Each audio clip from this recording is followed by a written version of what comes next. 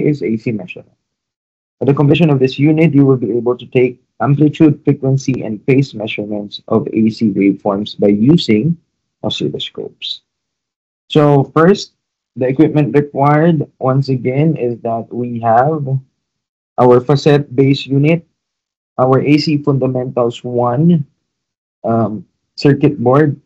We also have our power supply, our oscilloscope, dual trace. Ayan po. But I will be using this oscilloscope ngayon po, no? For us to have, kumbaga, mas madali nating mame-measure ang mga bagay-bagay. Then we will use our multimeter and also our generator sign. Okay.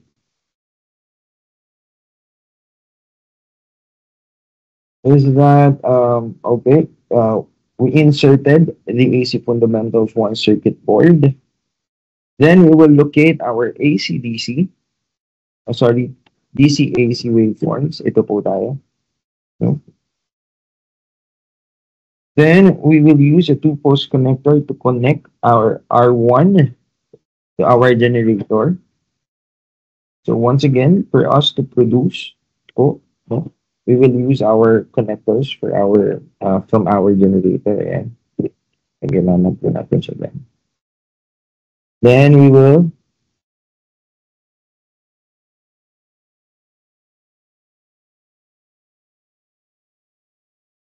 turn on our generator. Ayan. Then use terminal post. Ayan po, terminal post. Po natin is dito po. And we put it here and terminal posts to connect the generator DC-AC waveforms to our circuit block. Then turn on the generator and set the frequency to 60 hertz. Okay, we will set this to 60 hertz.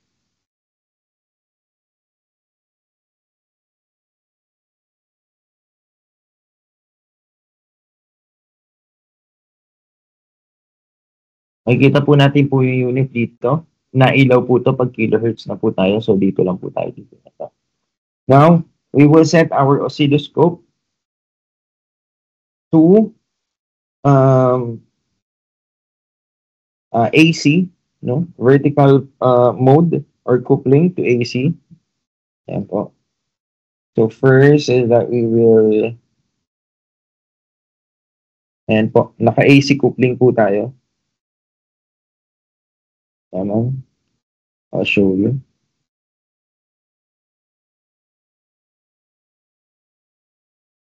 Ayan po, AC coupling tayo, then ang ating probe po is X10, okay? Or 10X. Then, we will adjust. We will adjust our time base. Yung time base po natin ay ito. Ayan. To 2 ms per division. But unfortunately, wala pong 2 ms po per division itong ating oscilloscope na to. That's why I'm going to use 1 ms. Ayaw na mag-focus. Focus po tayo.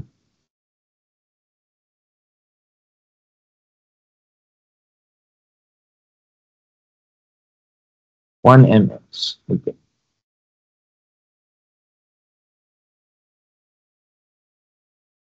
Kasi the next one, no? Yung kasunod pong setting niya na po is 2.5. Okay. Then we will connect our X10 probe to our of the oscilloscope across R1. Ayan. Ulit tayo.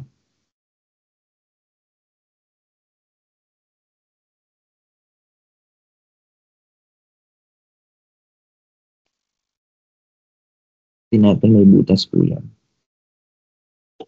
R1.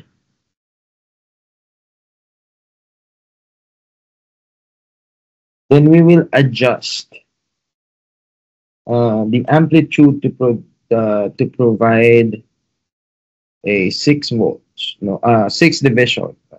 Adjust po natin si amplitude.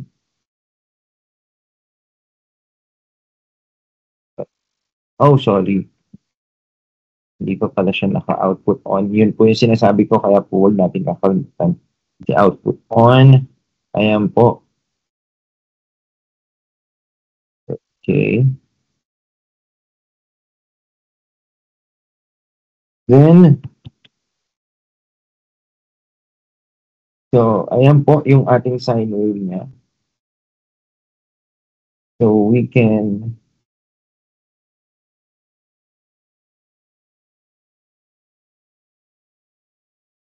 okay. So, sa 2.5 po tayo para mas visible. And so, ayan po, no? Naka-set na po tayo to 0.1 volts per division. Now, what is the peak to peak value of the displayed waveform? So, ang gagawin po natin, ito po yung feature po nitong ating oscilloscope is that we can easily measure, no? We can easily measure yung ating no. So,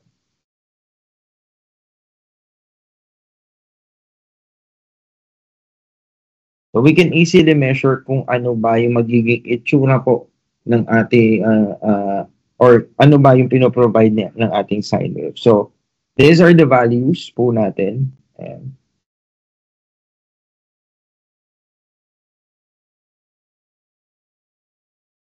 this is the voltage peak to peak. And for the rest of the questions, if you are going to solve, no, you are going to solve the different values or the values that is needed for your lab report. Sabi po dyan is that we will disconnect. We will disconnect our extend probe to our circuit. Then we will use our multimeter and set it to AC. Ayan po. No? So ngayon po ay naka-DC po tayo. So we will make it to AC. Pag may wave na pong gano'n. No? Then we will measure the VR1. So tanggalin po natin ito. So we can measure the VR1. So the value of your VR1 is 2.25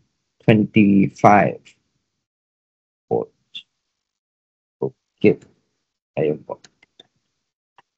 And that is for your AC measurement, amplitude measurement.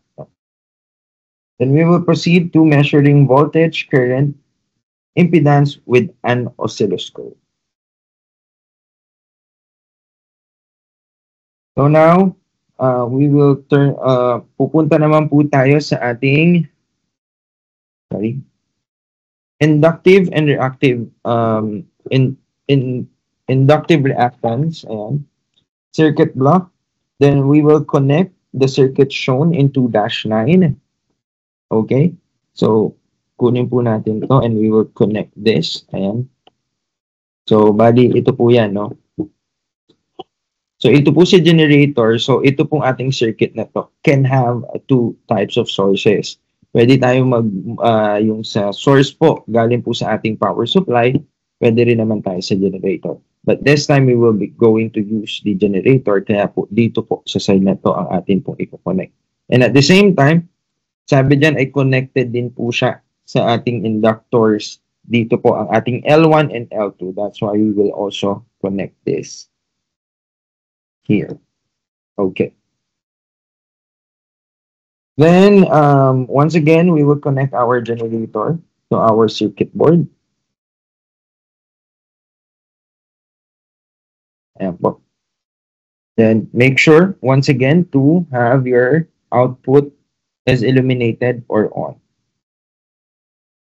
Alright, now, we will shorten out then po ang ating R2 by using two-post connector. That's why we will connect this. Okay? So, ayan po yung pinaka-connection po natin.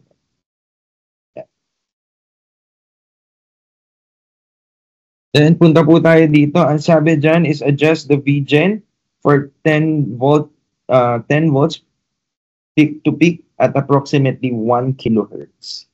So, 1 kilohertz, adjust po muna natin si ating oscilloscope to produce 1 kilohertz. Ayan. 1 kilohertz na po tayo doon. Then, ang sabi is kailangan natin magkaroon ng 10 peak to peak na source, no? So, gagawin ko po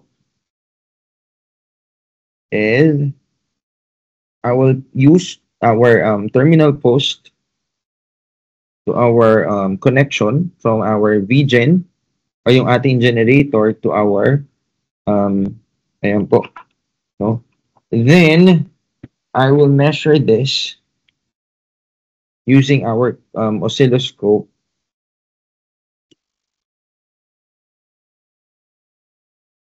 Then, ayan. Then, I will adjust, no?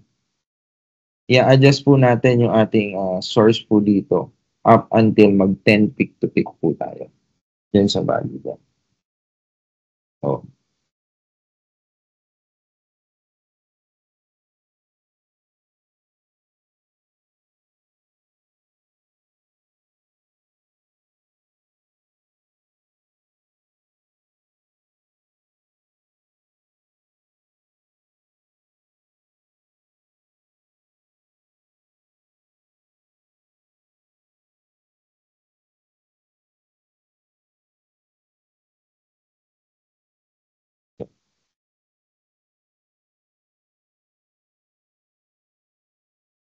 Then you will answer the question on the item number 2.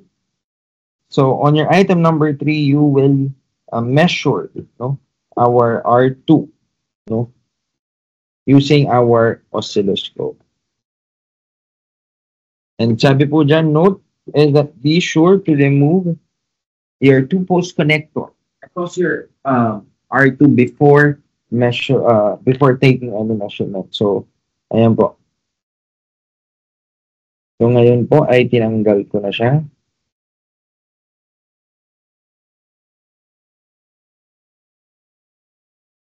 Tinanggal ko na po yung ating connection sa ating R2. We will connect this. Then we will measure its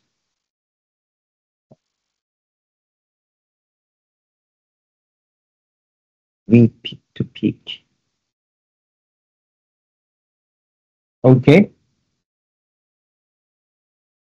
The value of our V peak to peak is, wait lang, para mas makita niyo po. Tatanggalin ko ng magic camera for the exam. 160 millivolts. Okay, then replace, then you will solve for the current, no, on item number.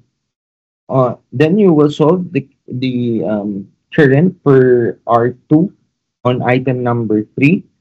Then let's proceed to number 4. Replace the 2-post connector across sensing R2 with the information acquired and calculate and record the total circuit impedance. So you're going to use, no, the value that you got, no, from the previous item, and yun po yung gagamitin ninyo para po makuha niyo po ang sagot for our item number 4. So for item number 5, connect both extend probe ground clips to the ground, to the generator ground or the black lead. So ito po, no, we will connect also dito. Then we will connect the other one is to the side of R1 that is closer to the red output lead. So ito po yung red output natin. Ito po si R1. So dito po siya iko. Okay. Then is this the side with a higher voltage? We'll see. Because the value of the voltage na ang doon is 10 volts. Okay?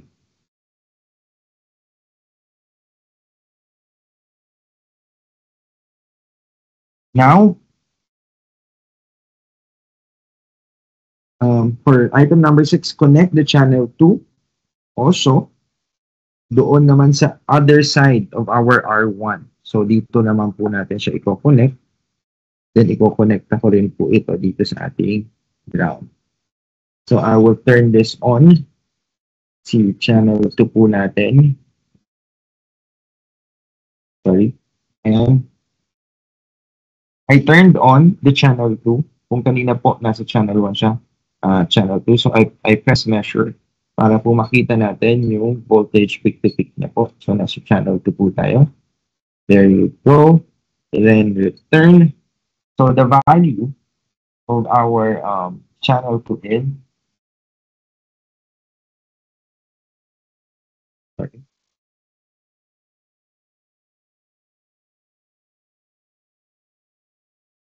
channel 2 is 2.16. Yeah, 2.16. Sorry. Medyo, ano yung camera natin? 2.16 volts. Then set both attenuators to 2 volts per division. So, sige po. Unahin na po natin si channel 2. So, actually, 2 volts na siya, si channel 2. Then si channel 1 is na 5 volts. So, isiset ko po siya ng, sorry, ng 2 volts.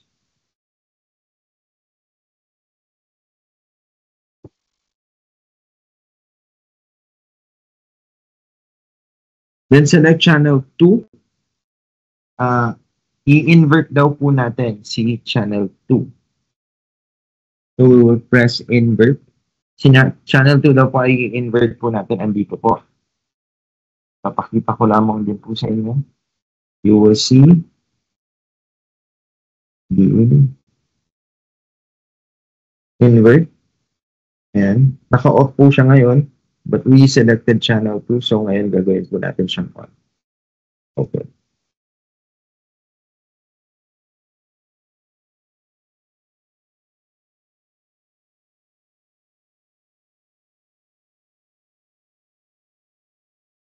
Then, i-on po uli natin si 1.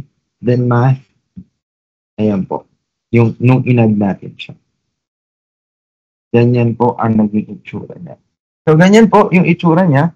But unfortunately, no, wala po tayong, we cannot see the total value dito. But since we inverted it, so we will just deduct the value of our channel 2 to our channel 1. And that will be the answer of the amplitude ng ating waveform po for this activity. Okay, now let's proceed to measuring and setting frequency. Okay.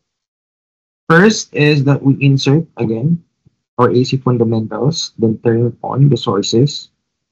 We will also install our generator buffer, but fortunately, hindi na po natin kailangan ng generator buffer po dito. Yan. Locate the DC-AC forms, waveform. So, then po natin i-connect si ating generator. Then use the 2-post connector to connect our generator to our R1. So, yan po. Let's connect that. Then turn on the generator. Naka-on na po natin siya. Then kung makikita po natin, as discussed po previously sa inyo, sine wave po, yung pinakadulong ilaw. So, naka-illuminate po siya. So, naka-sine wave po siya. Then, we will connect also our oscilloscope to our R1. Ayan. Ito po si R1. Let's put it here. Then we will connect our oscilloscope to our R1 across our R1.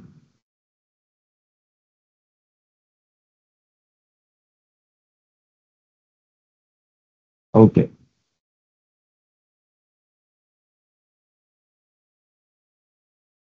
Then we will turn on also our oscilloscope.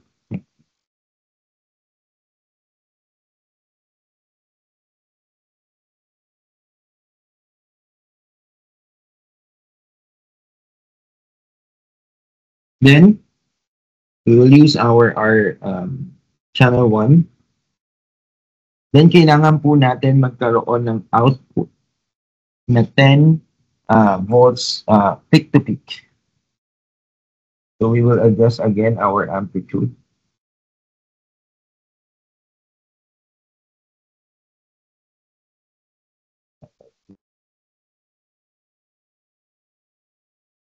We will choose voltage, the source. Okay. Then we adjust the output.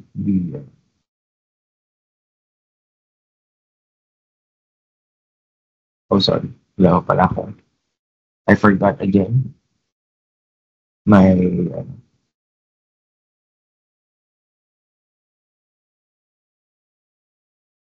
so yeah, adjust ko lamang siya because uh,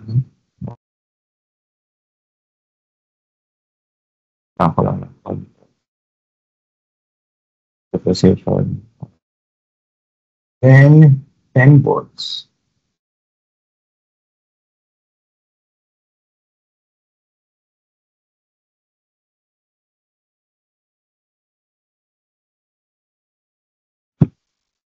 Just lamang po natin siya. Yeah.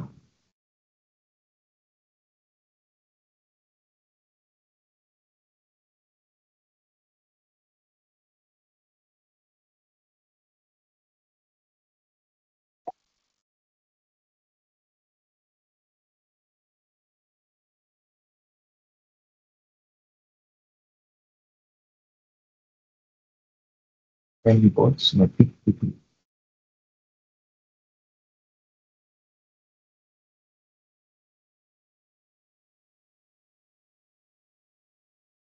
Bomba.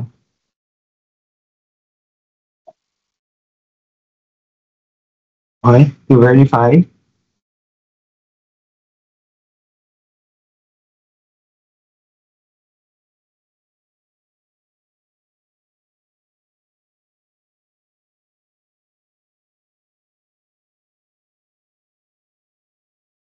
okay, 10.32 volts. So almost 10 volts.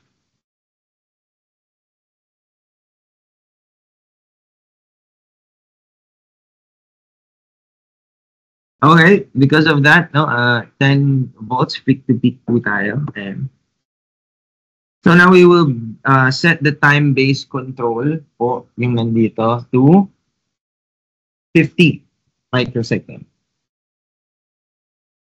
50 po ang kailangan namin. Yeah. And then adjust the frequency of the generator waveform 8 divisions long along the horizontal axis or the time axis. What is the period of this waveform?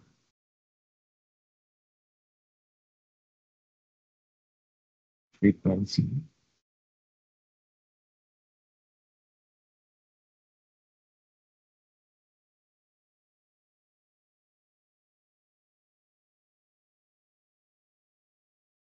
Okay. And na po siya. Oh. Then once you got your value from your item number 3, sorry, you will solve for the frequency for item number 4.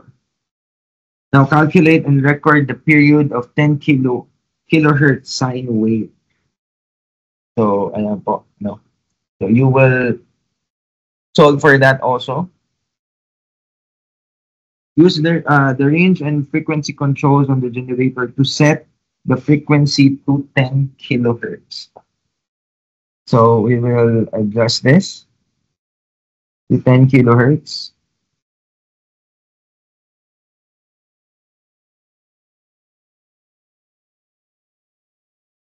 And so just check on the changes po pagdating po sa ating oscilloscope kung ano po yung na-observe po natin.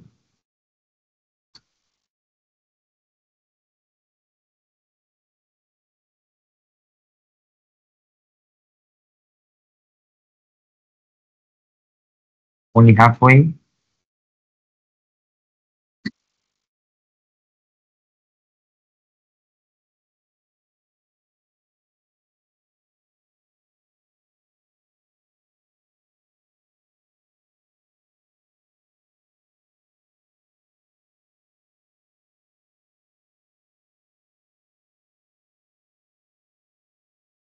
And that is 10 kilohertz.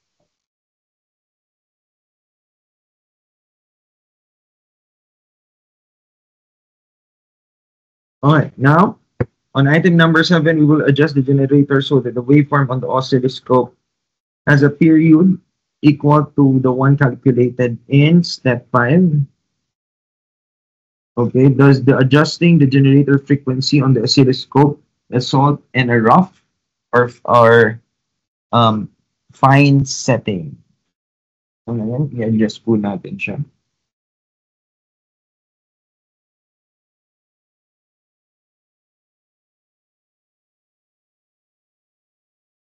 Ano naman daw po ang nangyari dyan?